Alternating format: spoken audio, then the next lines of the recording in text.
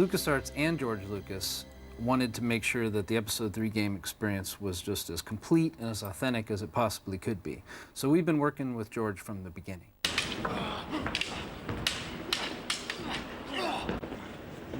We were actually on set in Sydney, just to soak it all in, to walk around in the sets, and of course, to be there the week that they filmed this totally exciting, emotionally packed final duel between Anakin Skywalker and Obi-Wan Kenobi. It was awesome.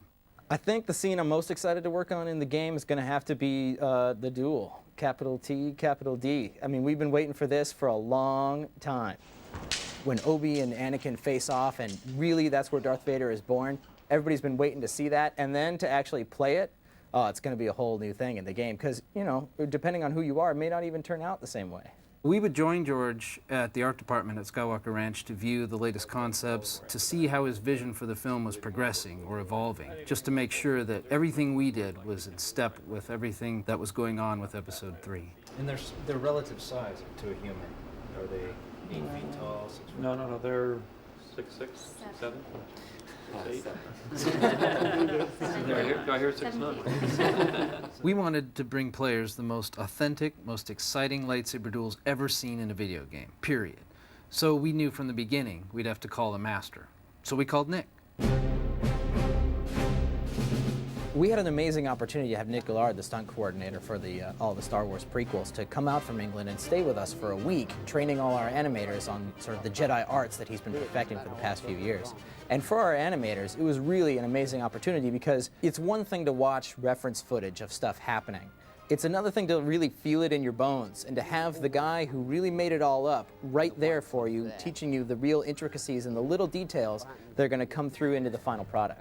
If I came in and you went for it, well, you know, having played a few games myself, and as you're playing it thinking, God, I wish I could do this, or I wish this button did that. You know, we now, because we're working on this game, we're in a position to do that. So we're working particularly on footwork, exactly how they move, how their wrists move, when they turn, that they turn the right way, that the blocks and the grapples are correct. And he brought the real lightsabers, so we all got to hold those and, you know, try them out on each other. And then he would show us, no, you don't hold it like that. You're going to get killed, mate. Hold it like this. So he would show us the way to use the lightsaber, and we really learned from that, to the point where some of our animators, they'd instinctively perform a block move that he taught them. Oh, that's the right move. That's the right move. Which is cool. That means they're actually getting it. And then when Hayden came to join him, it was even better, because now we're working on character. With Hayden, we have something really unique. We've got someone who has trained for 11 weeks just for this movie, so he's got the muscle memory to do everything just right.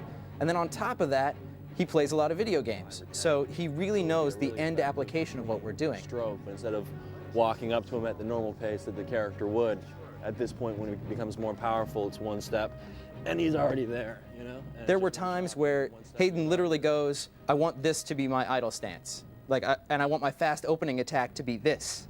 And what do you say to that besides, okay? Because he just knows exactly what we're going for and is able to apply his knowledge right to what we're doing. Hayden has putting a lot of character into his moves, so his posture, the way he is arrogant about blocking people, and the way that he is, his shoulders are sort of slouched forward, like he doesn't care anymore. These are little subtle things that you might not pick up on if you're not looking for that kind of stuff. It really helped us completely understand the process that they go through when they're choreographing moves. So now our animators and designers are really excited, taking what they've learned from those sessions and integrating it into the game itself. Another thing is we walked Nic Gillard through our team area. We walked him through the game, each sequence, so he'd understand what we're focusing on and what the main objectives of our game was. And he was able to comment and praise us on what we were doing right and correct us when we were going astray. You know, with 2 buttons, we can do a whole plethora of moves, and you know that might be your lunge move. Yeah. That's Nice how you, lunge. and that may just be something that breaks somebody's block. Yeah. So now they're. I've seen you know, what they've done so far on the game, you know, like renderings of characters, but they look amazing. You know, it's going to be the closest thing to a movie I think that we've seen in a game so far. The fight between Obi-Wan and Anakin at the end of the film is epic. Just unbelievable lightsaber fighting. Yeah, the game is just going to go nuts with that.